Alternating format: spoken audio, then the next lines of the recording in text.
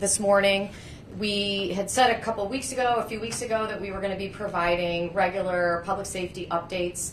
We did have some violence over the Labor Day weekend that the chief is going to talk about. We want to be transparent about issues when they arise, but then he's also going to review where we are year to date, as we did the last time that we met, as well as now that we're through the summer, how the summer of 23 compared to the summer of 22. And he's also going to provide an example of when we talk about hotspot policing, looking at where the calls for service are and where we're seeing upticks in crime, how the efforts that the police department undertakes can yield results within those areas. And so I'm going to kick it over to the chief, and then I'm going to talk about some other things that we're hearing with respect to quality of life complaints and some efforts that we're undertaking to address those. So, Chief. All right, thank you, Mayor, and good morning, everybody. So we want to first start off, and like the Mayor said, it's important that we have these updates to keep the community apprised of what's happening.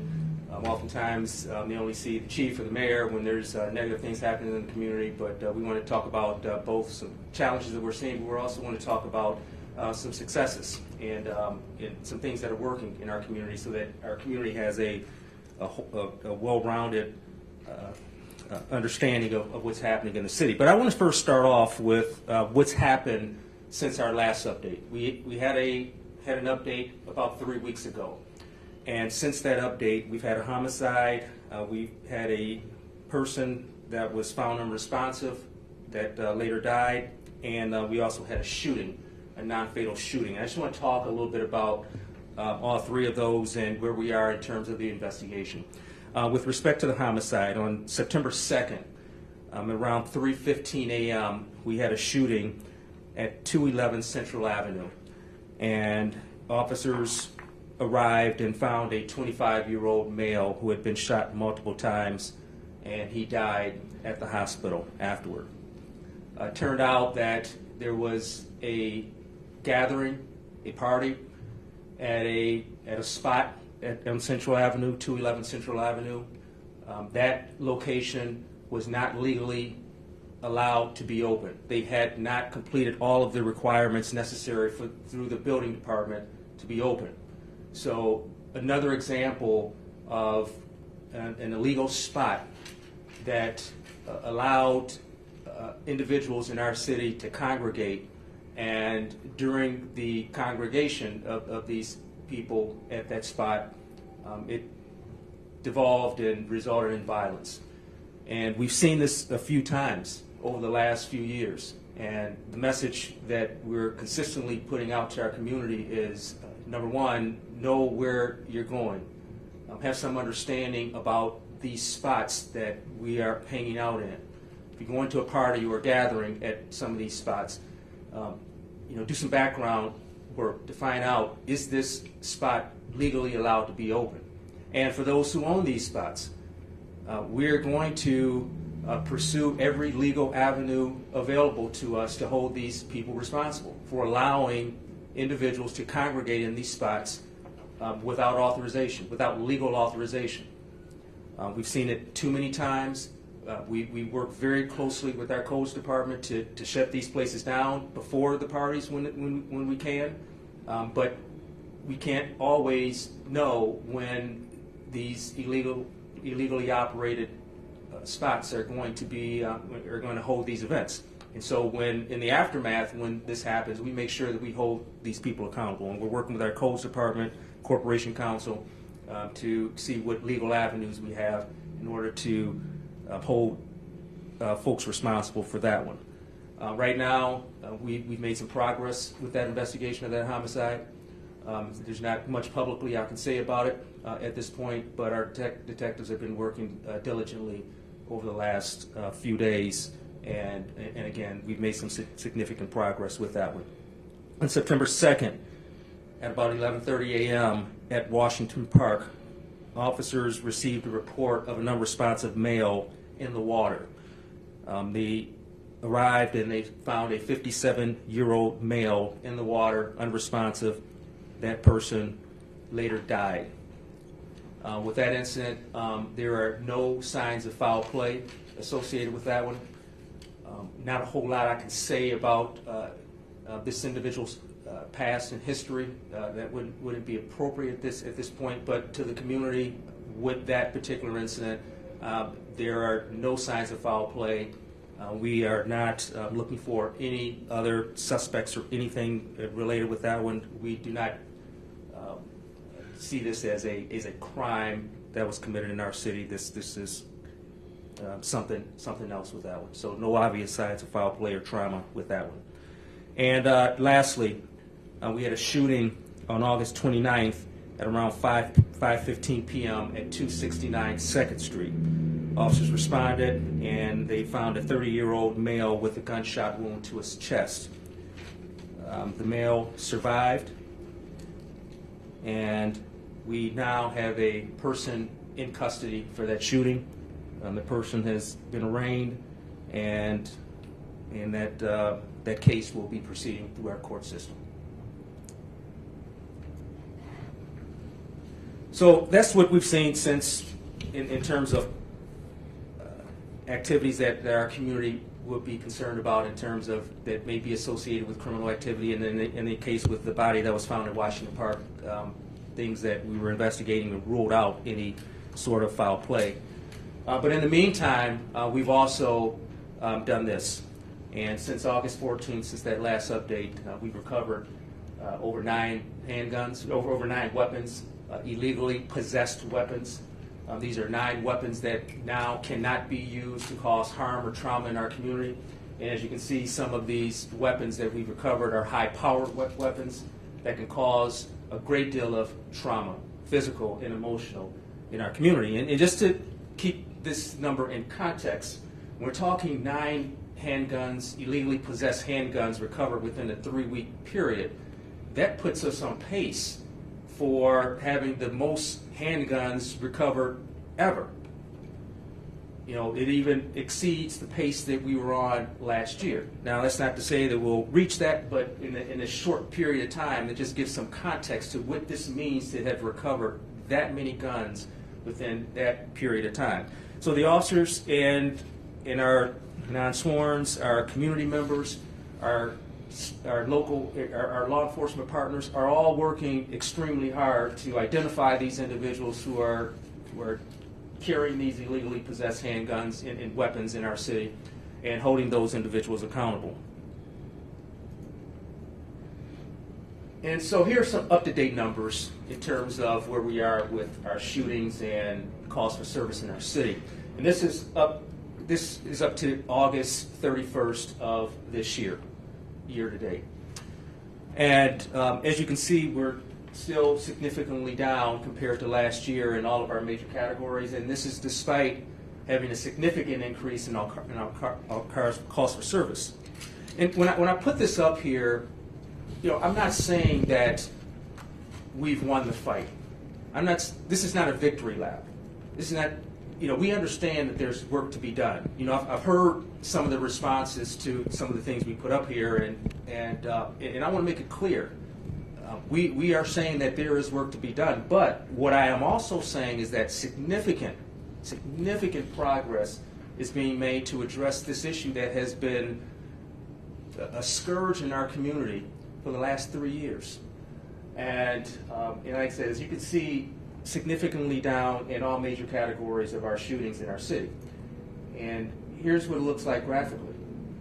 And what we're really proud of, and I'll show this on another slide later on in this presentation, but during our summer months, we're really seeing a significant decrease in the amount of activities that we saw compared to last year.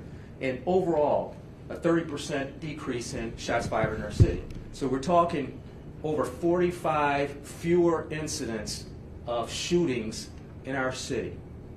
Any one of those 45 or 46 shootings could have caused trauma, could have caused physical harm, could have caused death.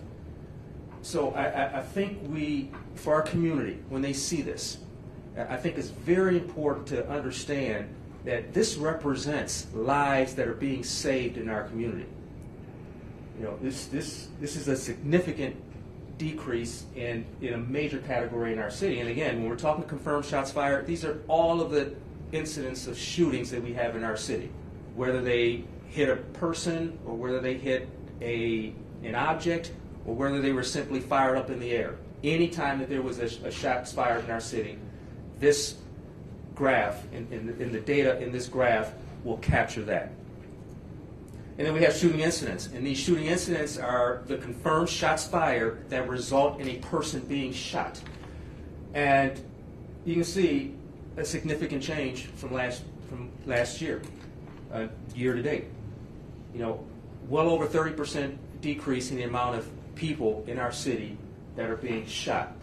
Again, when I say this, I don't minimize the impact of the actual 34 shootings that we've had. I understand that those 34 have caused trauma. They've caused harm in our community. And we're working diligently to bring those who were responsible for those 34 to justice. They have hurt our community.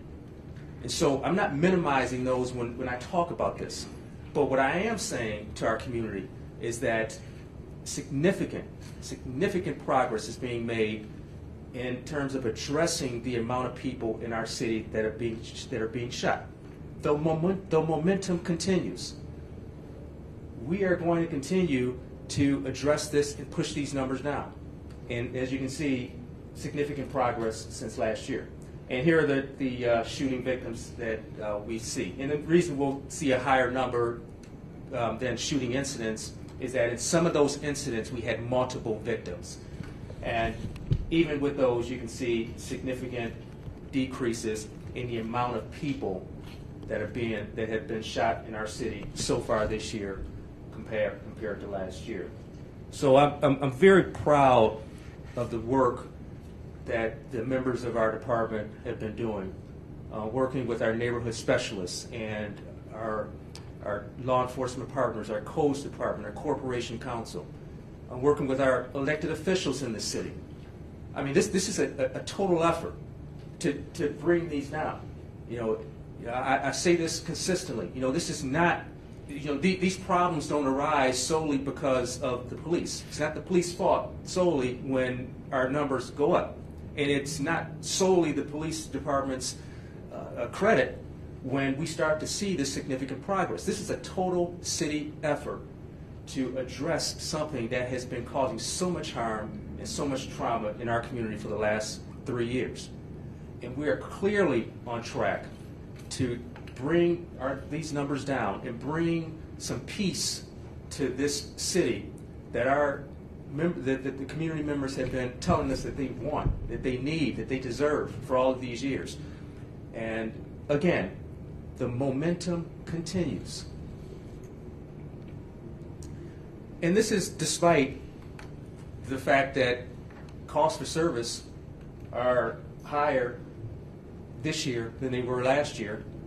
So what that means is that despite being short-staffed, despite some of the challenges and the needs that our community have and deserve, our officers and our non-sworns and our members of our neighborhood specialists and our codes and corporation council and elected officials, we are all doing a wonderful job of addressing this and pushing these numbers down and keeping this momentum going despite more calls from our community for service from all.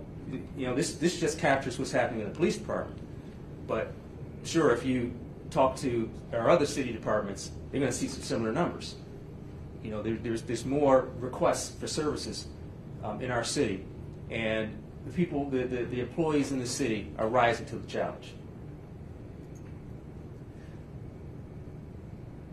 And this captures our violent crimes compared to last year. And you can see we are still continuing the momentum of driving down our violent crime. Usually we have as a mark every year to have a 5% decrease in our violent crimes per year, and we're clearly tracking toward that number. So again, our momentum continues as we look at some of these numbers.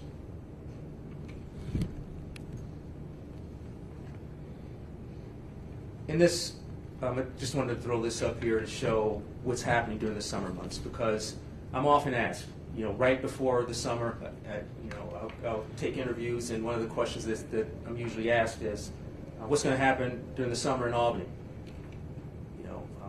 What's going to happen with violence in the summer in Albany? Are we going to have an increase in violence? Is violence going to escalate out of control in the city? Well, the answer is clearly no.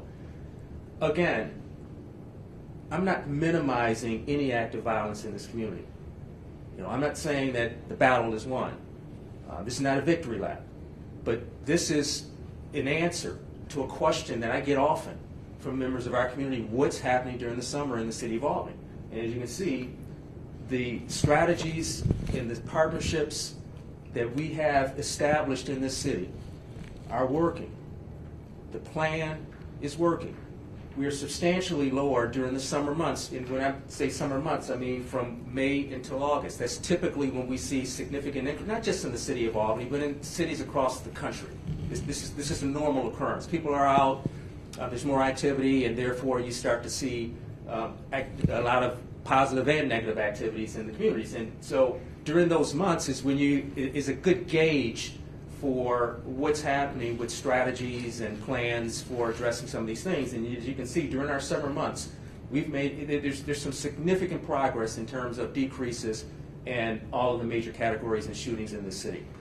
Again, collaborative effort with police and neighborhood specialists, codes, corporation counsel, elected officials, and our community members who are very, very engaged with helping to make things better. And again, the cost for service, you can see, compared to last year during our summer months, is much higher than it was. So great job on the part of all who have been involved in this. And lastly, we're just talking about some of the areas that we have some cause for concern. And we always identify challenging areas. It's based on data. It's based on calls that we get from our community. And here are some of the spots that we're during the last 3 or 4 weeks that we've seen an increase in activity, and that we'll be concentrating some of our resources in order to address some of the mostly quality of life type of calls for service that we're seeing. And I just put this up here as an example of what we go through in the police department in order to identify areas that may need a shifting in resources. And next week, this may be different. 2 weeks from now, it may be totally different from that. But we go through this process, and then we redirect our resources when appropriate. And we'll be addressing a lot of the quality of life issues that we're seeing in some of these areas here. And with that, I'll turn it over to the mayor.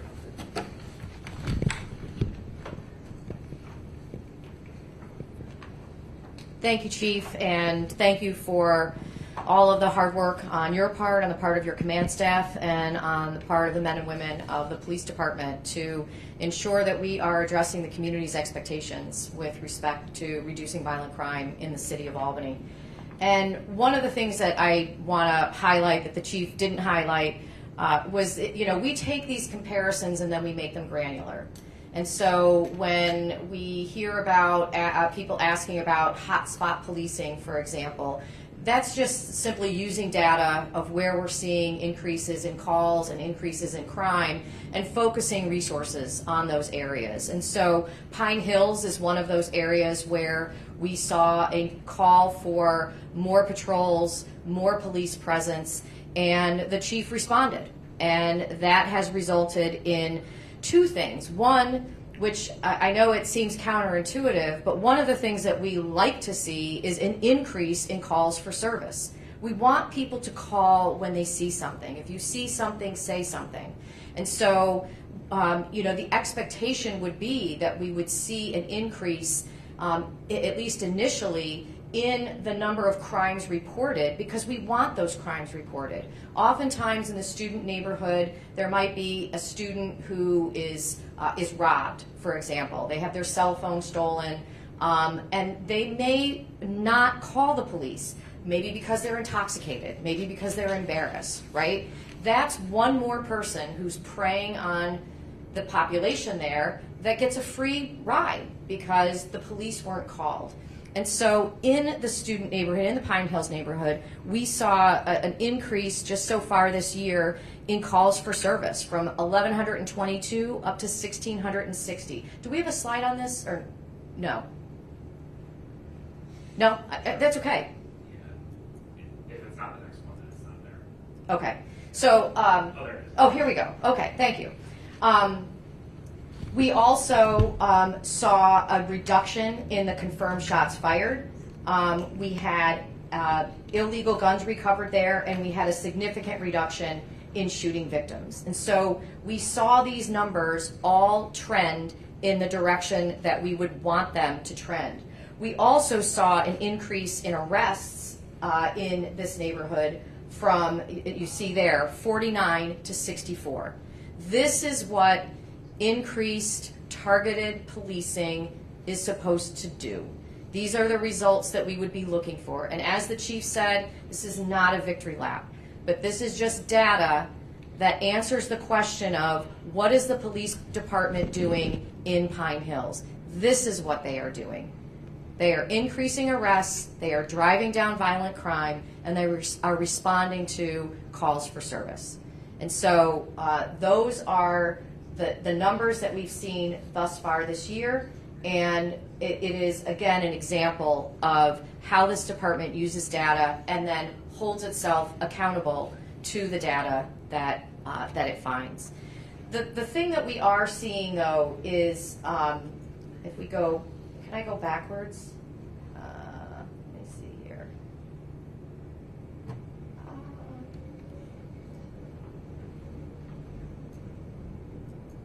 Is the number of calls that we're getting for for quality of life issues, and you know, we understand that. We understand that people are concerned about seeing an increased number of homeless individuals, unhoused individuals. We're seeing increased numbers in calls about needles being found in our parks, on our sidewalks. And so a different database that we use to track those is our See-Click Fix, which is the method that our residents have for reporting these quality of life issues to the city so that we know and can respond to those quality of life issues. And we have seen a significant increase in the number of complaints about homeless encampments, in the number of complaints about individuals finding needles on sidewalks, in parks, in our parking lots. And I want to give a shout out to Catholic Charities and their response. We work very closely with them to respond and to clean up needles. And we've been meeting with not only community members and our council members, but also the county to determine what additional efforts we can undertake to address the challenges that we're seeing in our community with an influx of individuals who are coming here mainly from around the region. Many of the individuals that we are encountering are not from the city of Albany. They're not even from Albany County. They're coming into this community and they need help. And this is a community that has a significant number of services and service providers and homeless shelters and services around being able to provide people with better food security. And so we are we always need more resources, but I say we're a resource-rich community, and it is attracting individuals here, and understandably, we have concerns. Because for me, public safety isn't just about driving down these numbers on violent crime. Public safety is about walking out of your home and on any block in the city of Albany feeling that you're safe. Our residents have the right to take their children to any park in this city and not encounter needles, not encounter trash, not encounter encampments. That's public safety too. And so we are working with our partners at Albany County, and I have to give a huge shout out to our county executive, Dan McCoy. He understands this issue and this challenge. He hears it too. He directed his Department of Mental Health to conduct a pilot on Lark Street in the city of Albany, and the County Department of Mental Health went out with case workers and case managers and homeless prevention folks, and they encountered people and talked to people who were there on Lark Street in Washington Park experiencing homelessness, experiencing serious mental health issues, experiencing serious substance use and abuse issues. And that assessment is leading to action. And so I look forward in the coming weeks and months to addressing what we are going to do with the county. There should be no duplication of resources here. We're all one county, and we need to address these issues together, the city and the county in partnership. And so we look forward to now being able to use this data to come up with specific strategies to further engage our partners, particularly our social service partners, to make sure that they have the resources that they need to actually be in the community, helping these individuals and addressing the underlying causes of what our residents are seeing. I understand people's frustration. I understand their fear. I understand their concerns. They're concerned about their parks. They're concerned about their homes. Our business owners are concerned about their businesses. And we hear them loud and clear. And we are working together to come up with strategies and to implement strategies swiftly to address those concerns. As the chief said, this isn't just a police issue. In many of these instances, we have individuals who are experiencing mental health and health challenges. They are homeless. And so we have to come up with solutions so that the police department isn't left with the only solution and tool that they have in their toolkit, which is to arrest people. That's what the police department does. And they will do that. They will issue citations. They will arrest individuals who engage in illegal activity. We've had reports of people, very frustrating when, you're waiting for that Amazon delivery and that Amazon delivery is stolen. We will respond to those. We want you to call and report those. Don't just go on Nextdoor. People know who I'm talking about. Don't just go on Nextdoor and tell us what happened. Contact the police. It might take a while, because quite candidly, you're right. That stealing of a package is not going to get to the front of the line with respect to response to calls, but we will respond. And if we don't, I want to hear about it. So if you see criminal activity, we want to hear about it. And I want you to know that we are working with the county, we are working with our social service partners to address the quality of life issues, because we hear you loud and clear, and we get it. I get it. I live in one of the neighborhoods that's identified as one of those hotspots. So I understand it. I live it every day. And I'm committed to working to ensure that we are creating a safe community for everyone. So with that, we will open it up to questions. Do you think there's been any strategies that have been implemented that have helped the decrease in the crime? Like anything specific, or just is it really just a team effort? Yeah, one of the things that's helped tremendously this year, one of the game changers almost for us was getting the capacity to expand that crime analysis center, because that allowed us to, the mayor talked about the hotspot policing that we do, and I showed a graph or a chart that showed some of the hotspot policing. Well, in order to have the most impact with that type of strategy, you need some data. And you need a robust data system. And the Crime Analysis Center has done that for us. And the governor's office invested over $500,000 in the city of Albany. And by the way, we have the largest, most sophisticated crime analysis center in the entire state of New York. And it's allowed us to, it's really been a force multiplier for us. So that's one thing. And you're right, there's a whole lot of different things. I think the partnerships that we've established with our neighborhood specialists, with our codes department, our elected officials are engaged. We got support from the mayor's office, obviously, and in our community members. The mayor talked about the amount of calls that we received and how the cost for services have increased substantially. Well, that's because our community members are very engaged, and we've got to give a lot of credit to the folks in the Albany community for reaching out, being comfortable enough to give us information. A lot of the crimes that we've solved, a lot of the crimes that we've prevented were because of information that we've gotten from members of the community. And, you know, lastly, and certainly not least, the members of this police department, I just can't say enough about them. You know, we're short-staffed. You know, they don't complain. We've got to investigate crimes, and our detectives are working, you know, sometimes, you know, 3-4 days at a time with very, very little sleep. Our patrol officers, you know, sometimes they don't get a break. You know, sometimes they're working 30 or 40 days consecutive because they know that with these calls for service that our community has right now, that they have to. You know, this is the dedication and commitment that they have, and they don't complain. So you ask what this is. This really is a total team effort. And we knew this. We knew this 3 years ago. 3 years ago, we knew that it would take more than just a police department to drive these numbers down to where they are right now. And by the way, we fully expect for these numbers to continue to go down.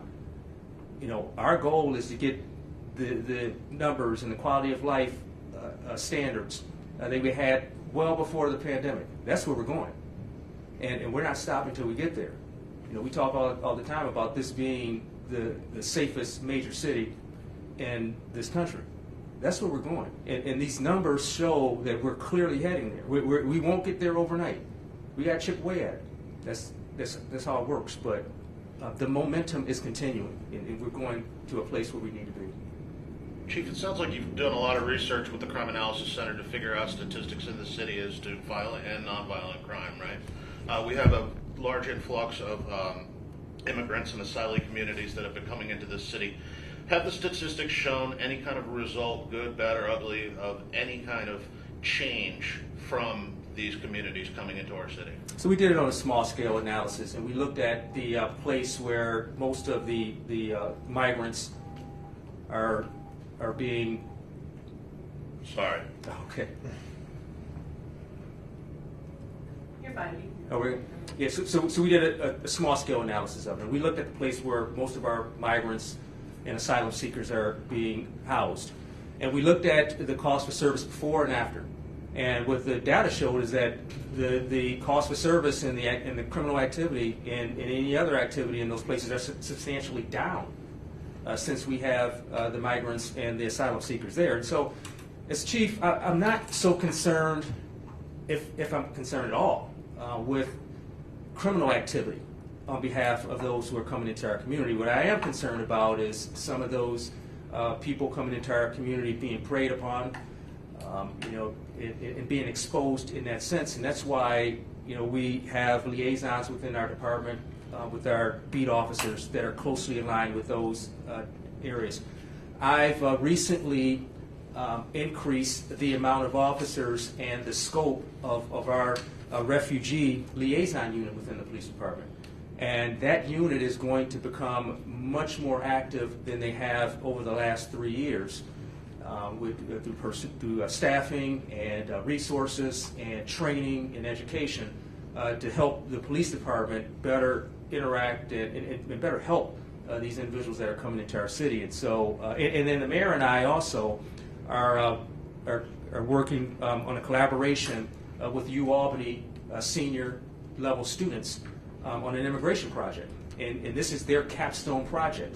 This is a group of 20 or 25 students who are in their last year at Albany. And this class is the class that they need to graduate. And for the entire semester, they're taking input concerns from the mayor's office and from the police department on what some of the immigration and refugee and migration and asylum seeker challenges that we see. And they're going to put together a project for us at the end of their semester that we fully intend to use to impact some of the policies either at the mayor's level or at the police department's level to address some of the challenges that we see with some of the new people in our community. So we're very active in that area.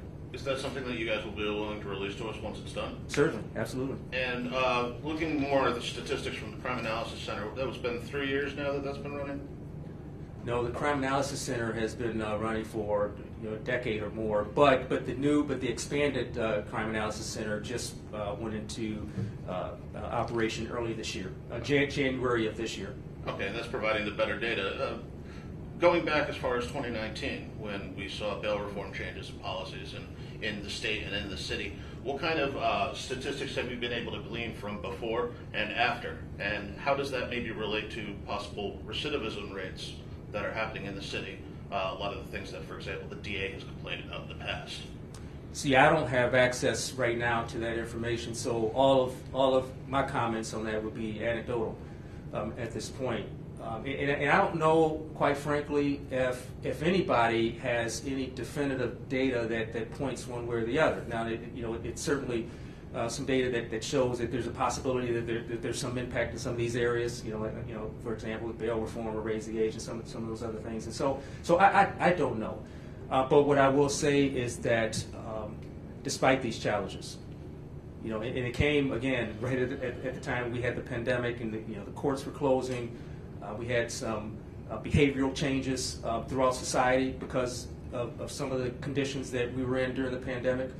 But what I will say is, despite all of those things, we have figured out a way through working with our community and working with our other city departments, working with our elected officials, to take numbers from at their heights in 2020 to a place now where we have momentum going to push this crime down to the lowest it's been in years. As an example, and the mayor and I talk about this a lot. My first full year as chief here in 2019, because of some of these strategies that we had and working with our community and utilizing things that were in this community, crime in that first year, violent crime, went down to the lowest that it had been in over 10 years in the city. So we know what it takes. 2020 came, and then we were exposed to these conditions that every other city in this country were exposed to, where crime and weapons-related crimes and overall crime just spiked everywhere. And so it's a testament to the determination, the commitment to everybody in this city that we hit a place, we hit some heights in 2020, and now we're coming back down.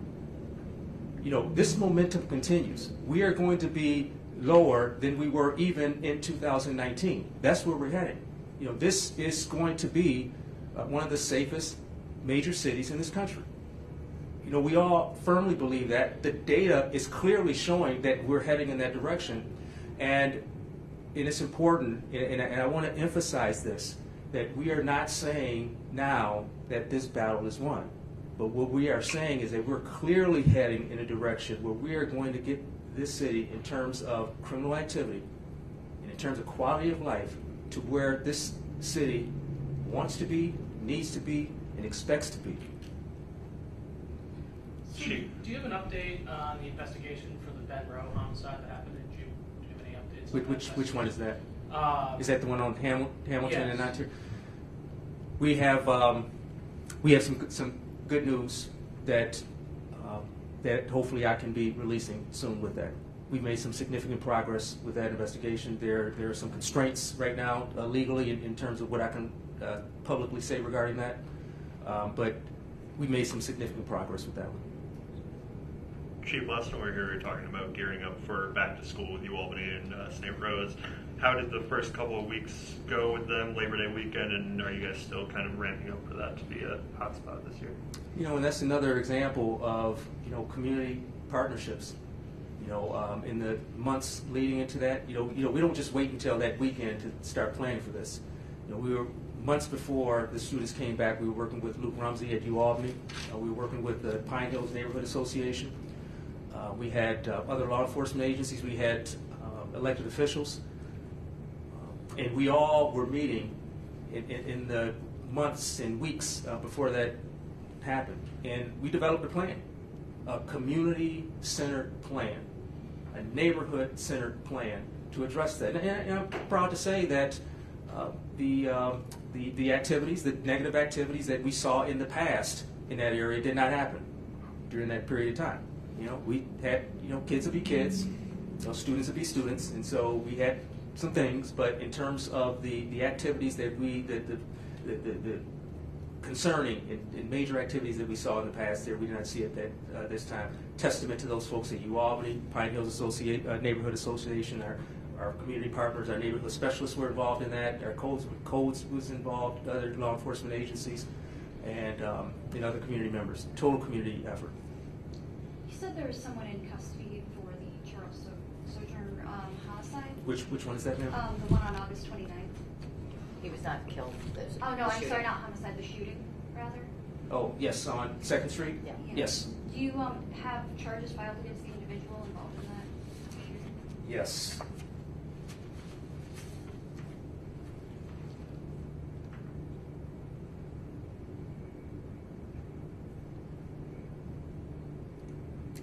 So I don't have the exact charges that this person is being charged with, but we have a 41-year-old male, Michael Johnson, from the city of Albany, that has been arrested and charged in this shooting. And afterward, I'll get you the exact charges for it. As far as you mentioned that you recovered the largest number of guns within a 3-week time period this summer, and they're all. It sounds like most of them or all of them are unserialized weapons. Do you have any idea where they're coming from and getting into the hands of people in the city? So we track all of our weapons that we receive, and what we found is that the overwhelming majority of the illegally possessed weapons that we recover in our city come from out of state. We have some lax gun laws in some of the southern states in our country, and what we've seen is that some of these individuals are buying these weapons en masse from some of these southern states and transporting these weapons to cities across the country. We're relying heavily on our federal partners to address this, because obviously when you have the interstate transfer and transportation of these weapons, we need some of our federal partners to intercede, and they have.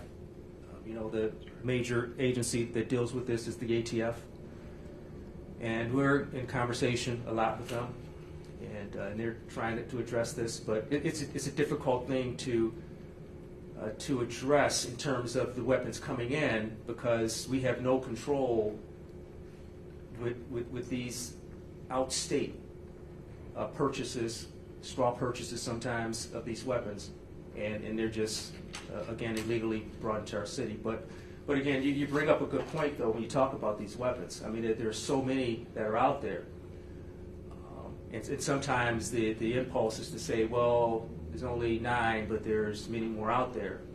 But my response to that is that those 9 very well could have caused trauma, physical and emotional, could have caused death.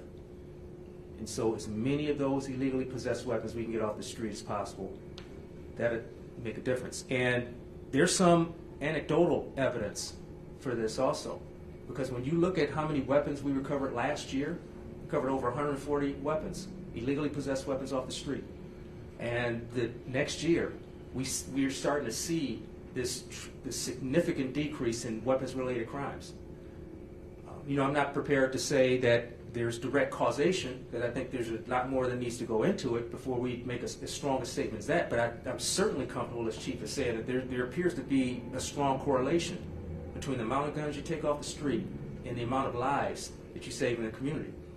And those 9 weapons within this 3-week period of time very well could have saved some lives in our community. If I could just go off of that, I mean, so you're saying gun seizures are up, right? Is that because the strategies that law enforcement is providing are better, stronger, more thorough, or is it because there's just simply more guns, or both? Well, I think it's a little bit of both, but we got to remember that we've had a lot of guns on the street for the last 3 years. And when you look at 2020, for example, we don't have the exact numbers of how many guns we have on the street, because that's something that's probably impossible to measure.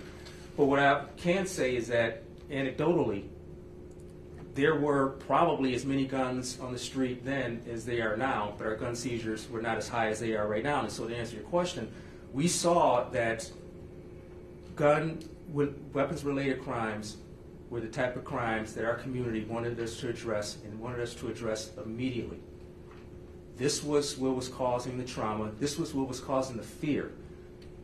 A gun-related crime counts as a felony arrest just as much as somebody who takes a baseball bat out and hits somebody in the knees. They're both the same category. But one creates so much more fear and trauma in the community than the other. And so our community was very clear with us 3 years ago.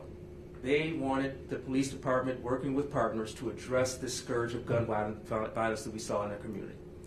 And so we started developing some strategies. We started doubling down on some of the strategies that we already had in place, devoting some additional resources to those.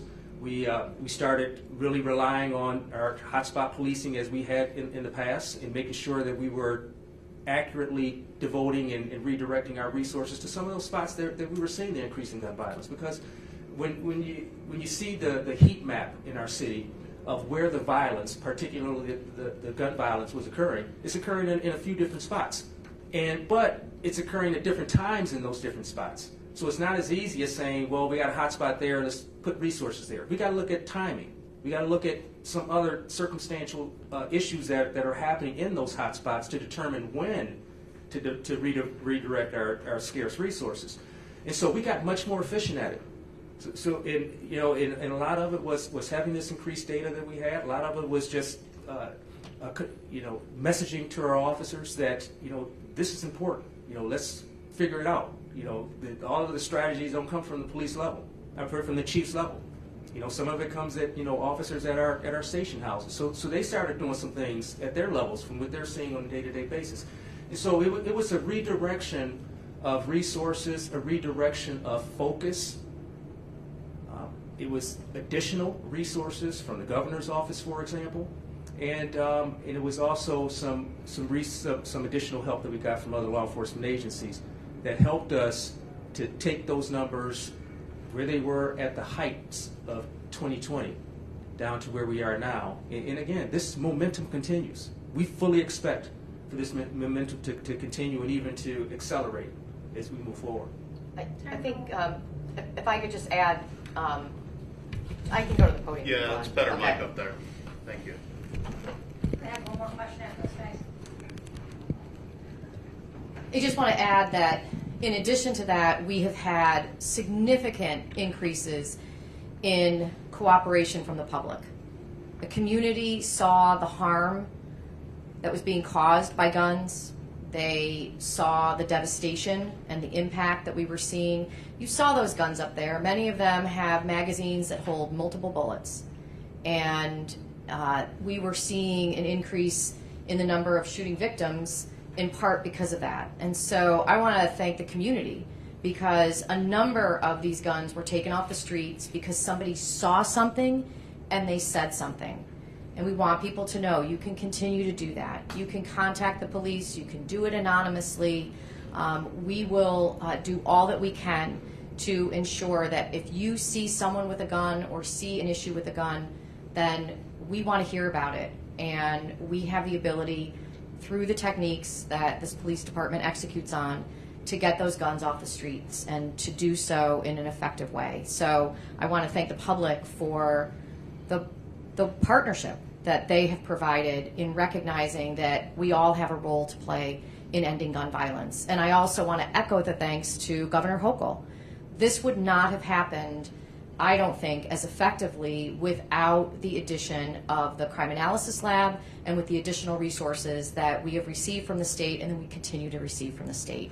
What people who are committing these crimes need to know is that when somebody shoots a gun, if we have a shots fired, we now treat that as if there was a victim. Even if all you did was hit a tree. We will take that shell casing and we will figure out who owned that gun, where that gun came from, and we will do everything in our power to take it off the street. So that has also been a game-changing technique, is that we don't take any shot fired lightly. We treat every single one of those as if there could have been a human victim behind that bullet. And that's under this chief's leadership and the leadership of this police department, and the funding and the support that we're getting from the state, that we've been effective in doing that. So I want to thank the state, and I want to thank our residents. You are part of this. We could not have done this. All kudos to the police department, but I don't think we would have this level of guns taken off the street were it not for the public stepping up, caring enough, and making those calls. I did have just a clarifying question. For me? Yeah, about the September 2nd shooting Jordan Harris's death. Yes. You mentioned it was an unauthorized gathering. What was the I know you mentioned the address, but what's located there? Is it like a residence or? It's a commercial type space. And are there any suspects at this time? We have we've identified some people of interest in this one, and again, in this case, we're starting, like the mayor said, we're starting to get some assistance from the community with this one. Information is coming in, a lot of it anonymous, and so for those who may be listening, if they have any information on that shooting that they want to convey to the police department, even if anonymously, we'll leave the number. I'll have the public information officer provide that number. And do you know what might have been the motive behind it at this time, or is this not? we don't have a motive at this point, but what's clear to us with that one is that this young man was targeted. He was specifically targeted by this other person. There was no random component to this one. We're trying to figure out why this person was specifically targeted, but it arose, again, this person being targeted arose from this gathering that occurred there. There were some fights that preceded the homicide, and again, we've seen these sorts of illegal gatherings devolve like this in the past, and our message is, know your surroundings, have some understanding of the places where you're getting your entertainment, and for those who have these illegally operated places, we are going to bring the full force of the law against these people, because this is what happens. This is oftentimes a result. Sometimes it's not a death, sometimes it's just quality of life things. And we want to address all of that. Can I just add one thing to that?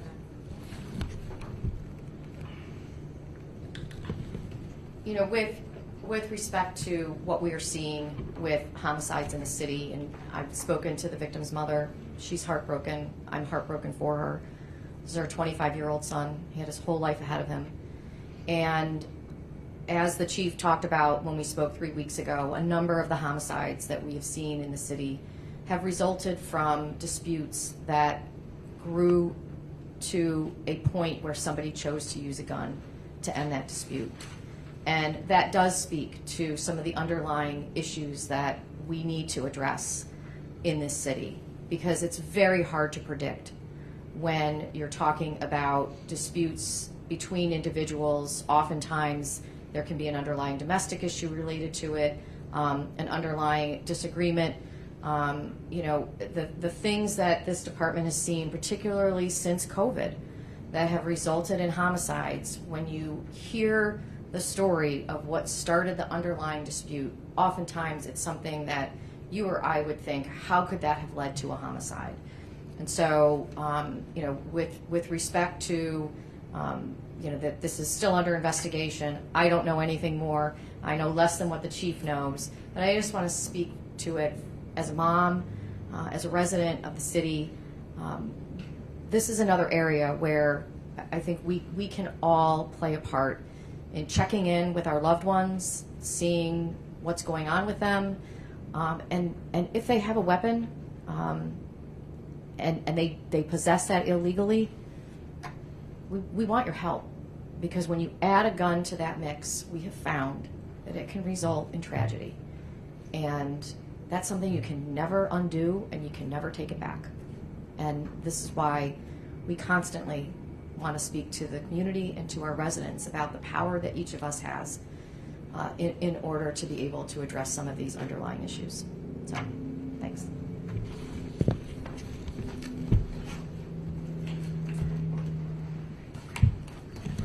Thanks, guys. Thank you. Thanks. Thank you.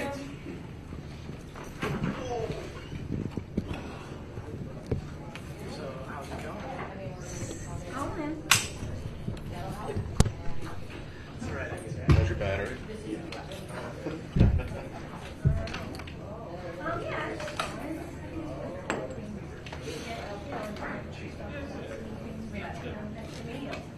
Want me to unplug Ash?